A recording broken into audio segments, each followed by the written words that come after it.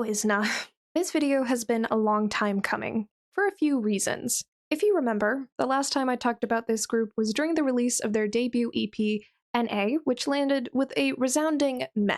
The general reception was just about as middling as it gets, which is surprising for a group that had an entire survival show hyping them up beforehand. Sure, the title track was basically a slightly rehashed YG-style song, but let's be honest, that's never stopped any other survival show groups from finding success. My own assessment of their debut at the time was much the same. As objectively as I can put it, average. Just thoroughly, unmistakably average. And yet, I liked it. That realization hit me harder than expected, both then and now. Since that debut, they've put out a single called Sign, which was only marginally more successful. And again, while definitely an improvement, it's still kind of mid-tier. And yet, you'll notice that seems to be the reoccurring phrase of the day. Isna's music is, by most definitions, generic. I don't mean that as an insult, although I understand why people see it that way. Hell, I've criticized groups for less. I've admonished past comebacks for sounding too derivative. You'd think Isna would be categorized the same.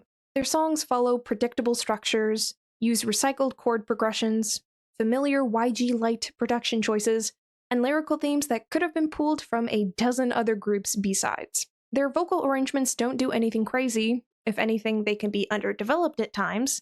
And while their teasers hint at bold visuals, the actual concepts they come out with have stayed frustratingly plain. So yes, Isna checks nearly every box for what makes a group generic. But ironically, that's also what makes them kind of great at being pop artists. Pop music, popular music, is designed to appeal to as many people as possible.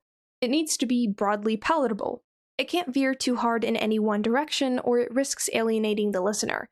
But it also needs that secret sauce, that barely there edge that keeps people coming back. It's that careful dance between formula and flair that defines pop's whole existence. But I've always known this. I didn't just wake up and discover the decades-old blueprint for what makes pop music work. But what I've only recently realized is how deeply I held a subtle prejudice against that formula, which is extremely ironic given that I've spent the last year listening to K-pop music. Especially after the 2010s, I found little, if anything at all, to enjoy about pop music. I started to pride myself on not liking it. I framed it as bland, corporate, and soulless. To be fair, that hasn't really changed much. I treat the genre as a whole tentatively because its unique intersection between art and consumerism. To be clear, any genre of music can be sucked into the void of corporate slop. I watched it tearfully happen with rock for a while, but pop music is uniquely tied to commercialization. Rock can, and in my opinion should, exist without the machine at the forefront, but I don't think pop music can. I kinda see it as a genre that has the possibility of transcending and becoming art when it's exceptional, but that is more the exception than the rule. And realizing it or not, I built my taste around a quiet rejection of anything too accessible. But lately, I've been forced to confront that because I like Isna, this mid-safe average group with their mid-safe average music. And I have no good reason to justify it beyond, it just sounds good. And I think in my own self-reflection, I've realized that I may have crossed the barrier. I may have come to the point personally where I can just appreciate basic music now. Because while there's nothing exceptional about Isna's music, it does scratch a very specific itch, the craving for something familiar. It's generic enough to make anybody feel nostalgic. It's kind of like the audio equivalent of instant ramen. You know exactly what you're getting, and that's the point. You're not trying to reinvent dinner, you're just trying to eat. With this new mindset, I started to look on past ratings and conclusions I made on releases, ones that I have and haven't made videos on, and ones outside of K-pop entirely. Somewhere along the line, I started associating generic with low-effort, disposable music, as if following a formula automatically implies a lack of care or talent. That's a reductionist way of looking at music. Because the truth is, even generic pop is hard to get right. Take Isna's Sign. I don't fall in love with every song like that.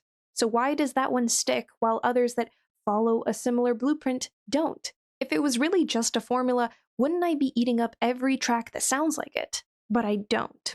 And that's when I started to think of it like cooking.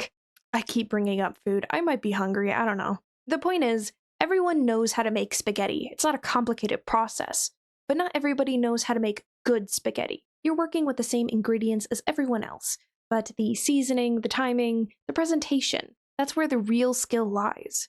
It's the same way when an idol group puts out a generic song that charts, trends, or lives rent-free in your head. That's not an accident, that's by design. Isna's music, while safe, is not lazy. Their producers, choreographers, stylists, and of course the girls themselves, all of them are working within a commercially viable mold. But they're still sweating the details. And maybe that's what I missed when I scoffed at generic pop. The labor of precision.